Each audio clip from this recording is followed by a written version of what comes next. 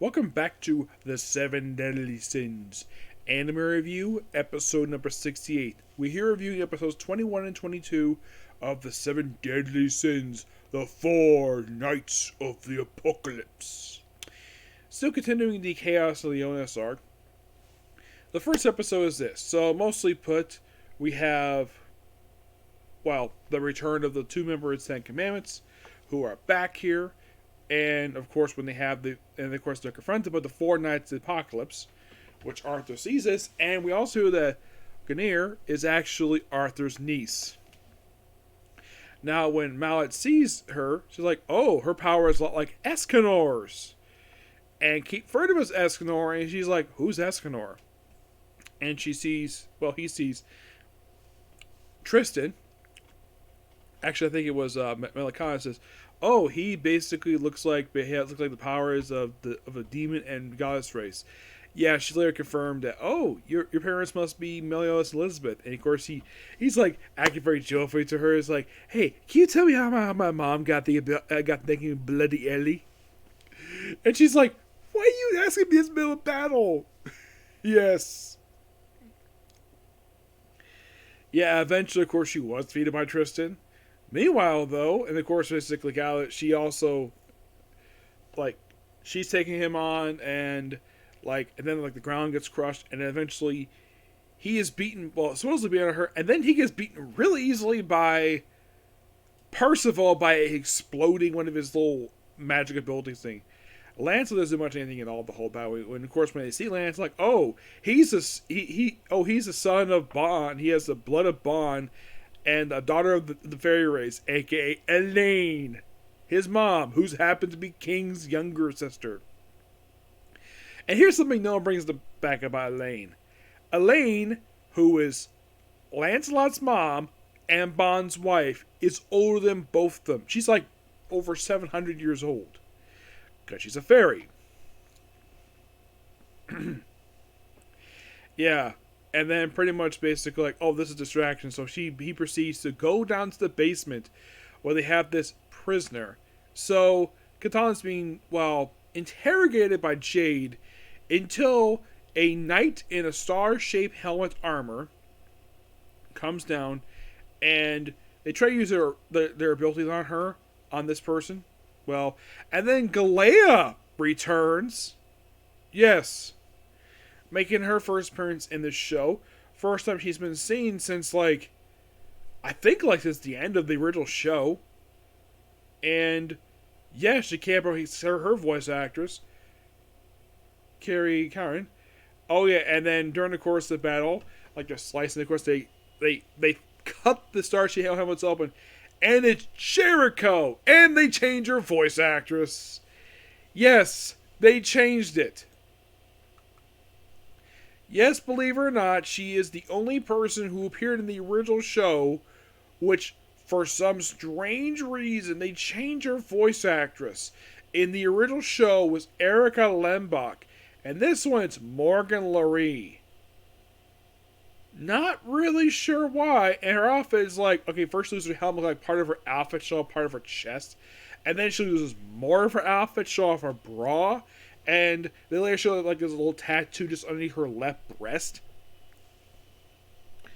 Yes, it's almost like Galea, during the course of battle with her, it's almost like she was stripping her naked. Which, of course, is not what happened to her in her debut appearance, where she was stripped naked by Lancelot's father, Bon. Yeah, of course, they also do a flashback of this, where they flash back to the events of season 1 of the show, of the original Seven Deadly Sins, where we have Dreyfus, who was being possessed by a demon. I think he was in control of a demon.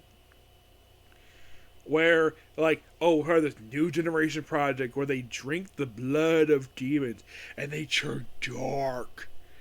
But luckily for Jericho, they removed it from basically her body, but not Galea. No, because Gowther, yes, Gowther, kept them in control. Which also uses this time to brainwash become his girlfriend. Yes, seriously. Yeah, and also, Galea hates him for that. The whole thing with the boyfriend thing. But she does appreciate... I remember in the show, she also appreciated bringing back memories of her late father.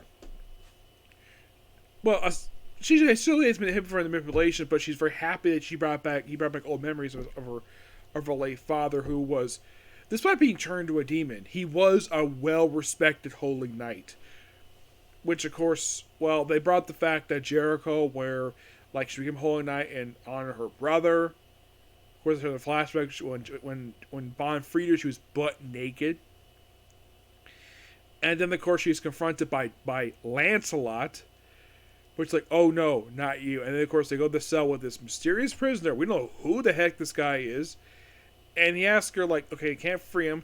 So he asks Jericho to kill him so he won't spill Camelot's secrets.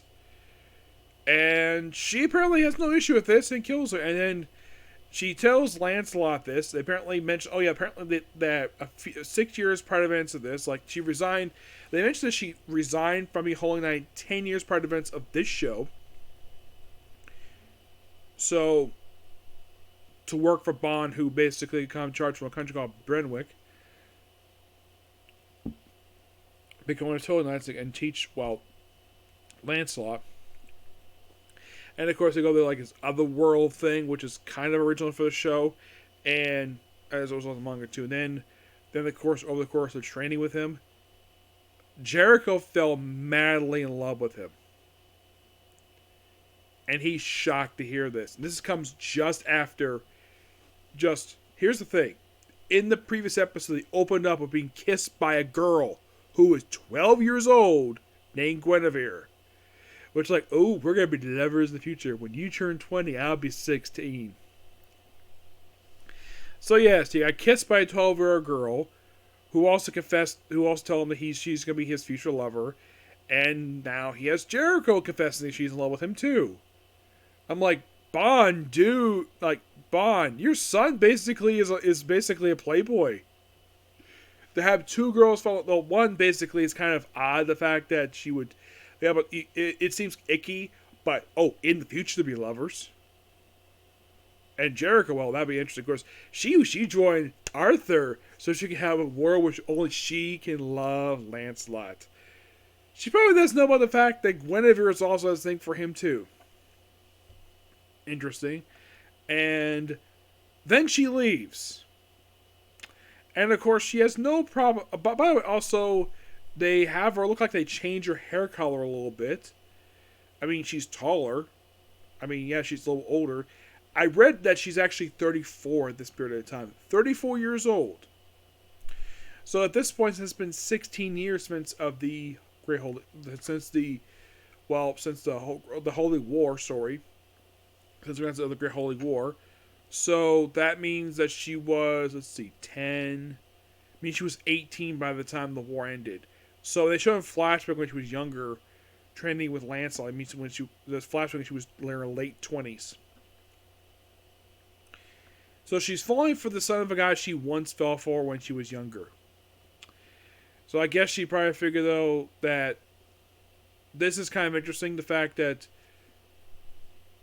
basically Lancelot, he's a family, but Jericho admits she's actually really in love with him, romantically. And as to take this, well, he's generally shocked about this, because he's like, wow, I had two girls confess to me this very day that love me. One I know for a long time, the other one, basically, he's like, I just met her and she already confessed she's love me. Yeah, I'm sure he probably is going to be confused. I'm sure he might tell his father what happened. Maybe. I would say in the love thing, he might talk to his mom about that, given the fact that she also fell in love. That, well, she probably she's known Jericho a long time, so there's that.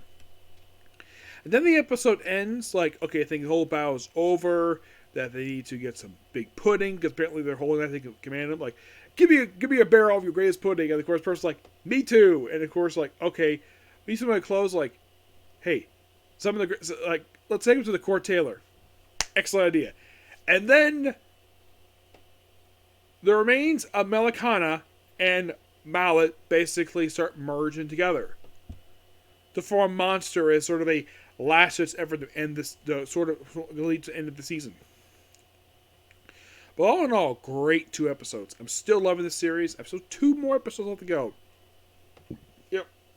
So yeah, that's the pretty much a particular view. Please be sure to like, comment, subscribe, turn notifications, and do not hit the like button. Next up, basically, be the last. I'm gonna do the last 2 episodes and do a separate video of my final thoughts on season 1 as a whole and how I feel about season 2 when it's coming. Okay, next video. Bye.